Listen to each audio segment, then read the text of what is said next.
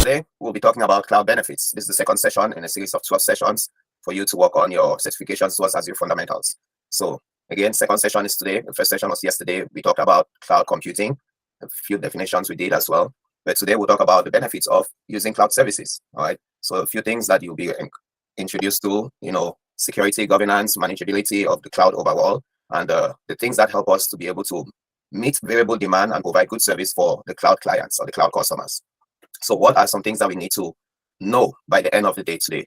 Some of the intended outcomes, the things we need to know the benefits or describe the benefits of high availability. Let me stand up so that I can actually speak up better. Okay, the benefits of high availability, the benefits of scalability in the cloud, as well as describe the benefits of reliability and predictability. All these words, they might be words that you see in a multiple choice question where a scenario is going to be presented to you and you'll be asked, what kind of benefit is this that the cloud provides? And then you'll be able to select which one or the other, or maybe multiple answers might be valid in some cases. So the last two outcomes would be describing security and governance benefits, as well as describing the benefit of managing the cloud. So let's jump right in. Okay, a bunch of 7 technical words or big terms, but we're going to break it down. All right, starting up with high availability. What is high availability? Again, it's just making sure that your system is always up. Like I said, traditionally, if you decide that you don't want to go with the cloud, you want to have on-premises, you have those servers or all your services on premises. If the power goes out, you have to figure out a way to make sure that maybe a generator kicks in right away and your systems are up and running. If there's a fire or any catastrophe, you have to make sure that there's no disruption. But with cloud services, there is a maximum availability, and we'll talk about that in depth next week. But know that there's maximum availability. If your data or your server is stored in one region, they usually have it synchronized with another region to make sure that regardless of any interruption, any disruption, they have to meet that service level agreement. So they have an agreement with you that your system is always going to be up and running 99.99999%. Okay, so that guarantee is part of the SLA. Does that make sense about what high availability is? Yeah, it makes sense. Yeah, it makes sense. Good. So again, think about you having your private infrastructure, your private setup hardware. If you have your car, you have to make sure that your car is always running. There's always gas in your car. Nobody has borrowed it. But that's when you have a private. But if you're dealing with a public or a cloud environment, if you need to call a taxi, taxis have to always be available, whether it's in the middle of the night or first thing in the morning. So all of those are the things that have to show that the availability is always there. It's part of your service level agreement. Okay. So that's the first one out of the way. Everybody understands that clearly. Let's talk about scalability.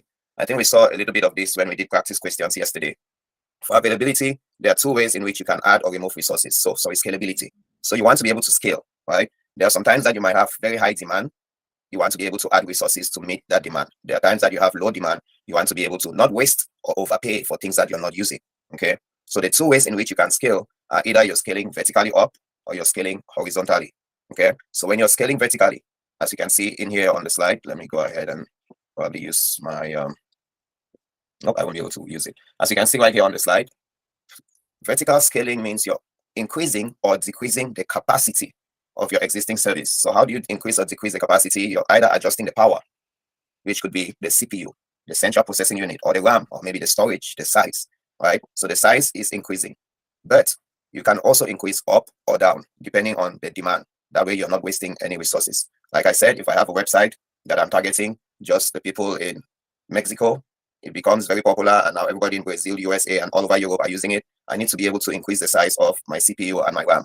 But then if someone else creates a very popular site more than mine, I lose all my customers, then I have to not be using a huge amount of space or a huge amount of CPU power processing unit if it's going to be used or if it's going to be a waste. So I can then do it automatically and reduce the size to meet just the need of my demand. So that is scaling up and down, which is vertical. Horizontal scaling is scaling in or scaling out, and it can also be done manually or automatically. That's usually by adding instances, adding separate instances of your resource. The resources in this case, example would be a virtual machine or a container. We talked about a little bit virtual machines yesterday. Again, a virtual machine is just imaginary computer within your computer that you create and you allocate resources to it. A container, again, as we said, is a step above that. It's more. Can you come back on the horizontal scaling, please? Okay, horizontal scaling. So, for instance, you have realized that in let's say you created a website and then you use the virtual machine to create a website. A virtual machine is like a machine within your physical machine. So as you see here, you see 3 machines on here. Each of these machines have a capacity, right? This machine could be a server with a capacity of, let's just say, for a number that's easy to remember, 100 gigabytes. with 100 gigabytes, we've exhausted all of this, and now we need to be able to get more of that. In order for us to do that, we create another instance, create another entity altogether of that same physical server, but replicate everything that's on there so that we can be able to handle the capacity, handle the demand, the number of the workload that is needed. Okay, so think about, does that make sense? Yes, sir. Yeah, so that would be scaling out, because you're increasing the size, you're scaling out, you're making the number of virtual machines or the number of containers to be more. But if you don't have, yes, that's horizontal. But if you don't have that much of a demand, if you have low demand, then you reduce it by scaling it, and you can set it up, which we'll see later on next week or tomorrow. You can set it up to be done automatically, or you might decide to do it manually, to say, hey, if you see that I'm running out of resources, if I'm getting to 80% or 90% usage of this virtual machine, send me an alert, and then I'll go in and just duplicate it. And you don't have to, go out and buy hardware, do all that difficult stuff, which will be the case if you're on premises or if you're deciding not to go with cloud computing. You just have to click a button or two, and then a new machine is generated for you. Simple as that. Does that make sense?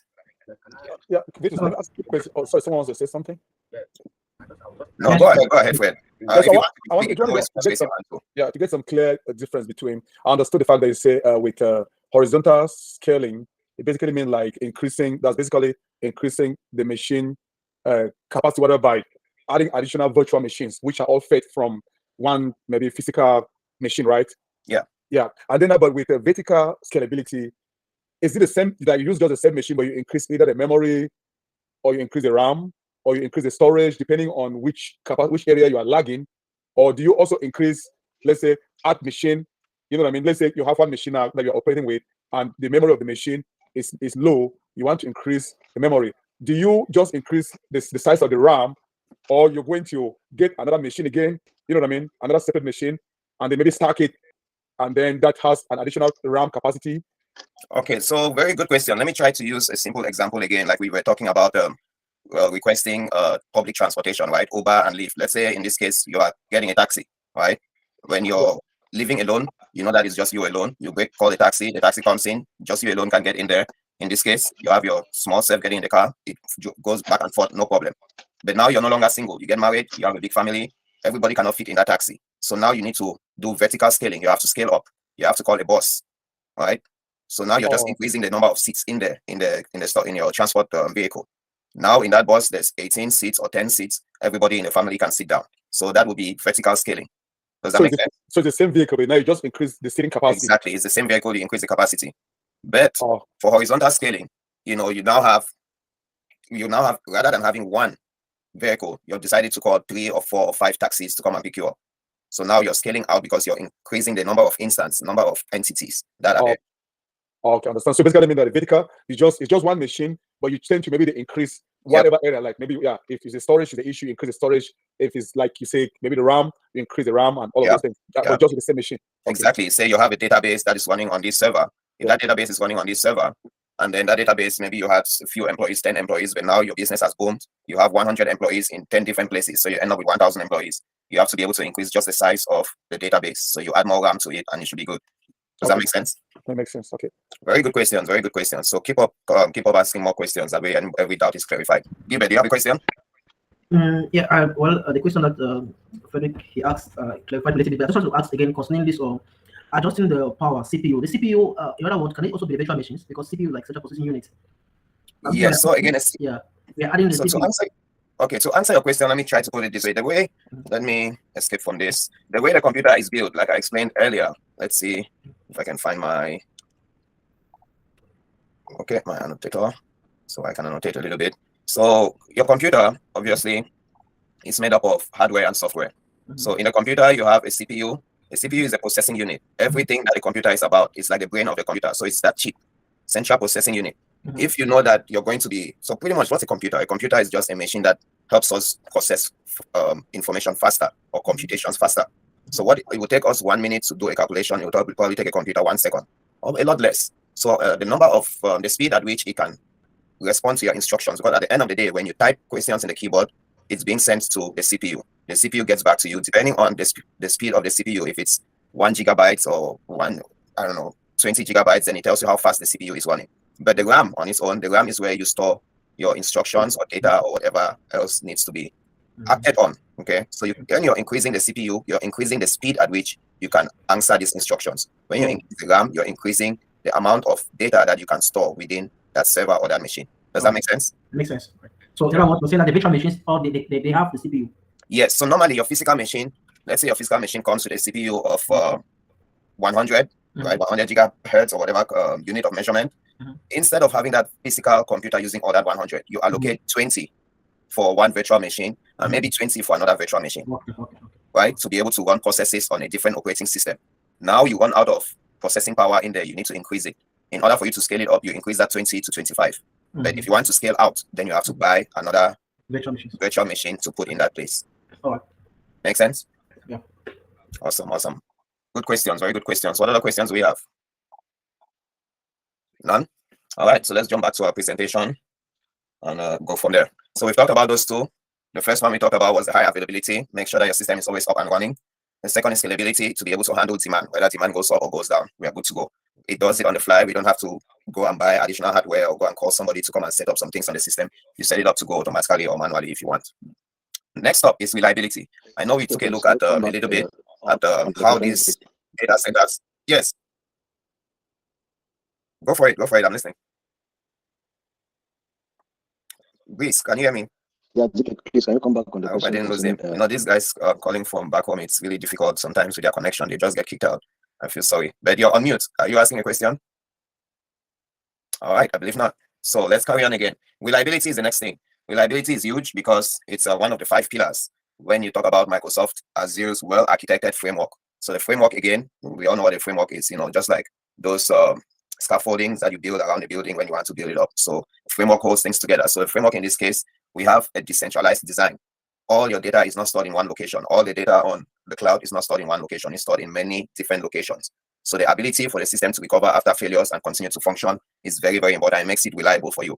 Okay. So if there's a flood in one area, or there's no power in one area, or there's some physical damage that has been done or catastrophe that has taken place, and one of the data centers is down, that's fine because all the data is replicated on other data centers. So that decentralized design, actually deploying our data centers all around the world, South Africa, Europe, South America, North America, Asia, and so on, it makes it very reliable and resilient.